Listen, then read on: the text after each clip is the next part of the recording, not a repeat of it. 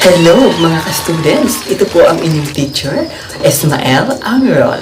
Pag-aaralin natin ngayon ang another English words na nagsisimula sa letter C. O mga ka-students, ito ay continuation ng ating mga pinag-aralan noon. Ready na ba kayo? Kaya kung ready na kayo, simulan na natin ang ating pag-aaral. Ang ating pang number 1 ay ang collinear. Collinear. Ito ay adjective at ang kahulugan sa Tagalog ay magkaugnay o magkalinya. Gamitin natin sa pangungusap ang word na collinear. Their positions had to be collinear with you. Ang kanilang posisyon ay dapat magkaugnay sa iyo. Ang ating pang number 2 ay ang word na collision. Collision.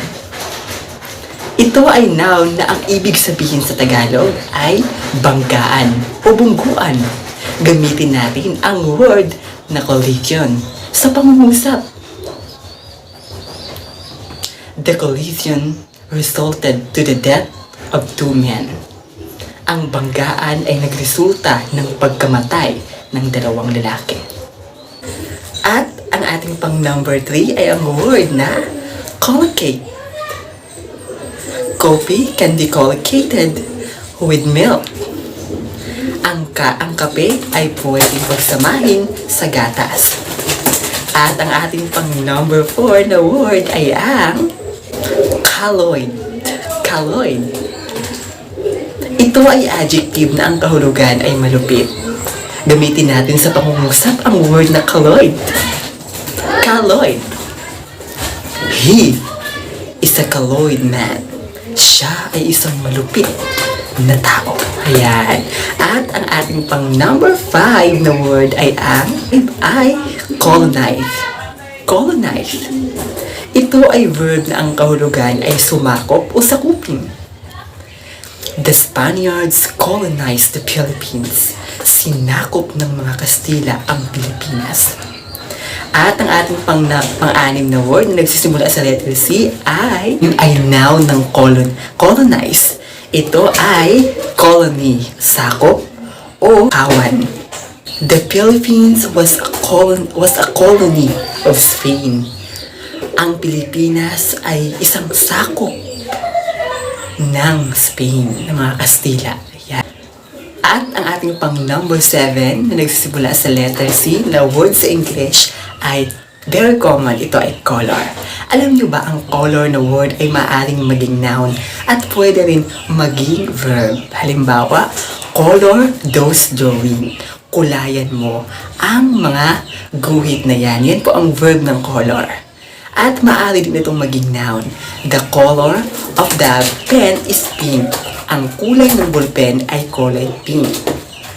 At ang pang-8 na word ay katulad rin sa pang-7.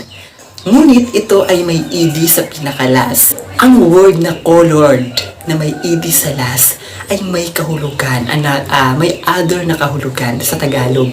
Ito ay pinapanigan. Colored. His decision is colored. Ang kanyang pasya ay pinapanigan. Yan. At ang ating pang number 9 ay colorant. Colorant. Ito ay noun o sa Tagalog ay pangkulay. Halimbawa, hair colorant, pangkulay sa buhok. Meron din itong adjective na ang pantawag ay color fast, nang ibig sabihin ay hindi kumukupas. The color of his hair is color fast. Ang kulay ng kanyang buhok ay hindi kumukupas. At ang ating pang number 10, walang iba kundi colossal, na ang kahulugan sa Tagalog ay higante. Huge ang synonym nito. Ito ay adjective. Gamitin natin sa pangungusap ang word na colossal. He built a colossal house. Nagtayo siya ng higanting bahay. Ayan, dyan lang po nagtatapos ang ating mga pag-aaral ngayon. Sana magkita-kita tayo muli. At kung nagustuhan ninyo ang video na ito, please give me love. I-subscribe na ninyo ang channel ko. Pindutin ang notification bell para ma-update kayo sa mga bagong words na maaaring hindi pa ninyo natutunan. Muli, ito po ang inyong teacher, Esmail Amierol. Hanggang susunod, paalam mga ka-students.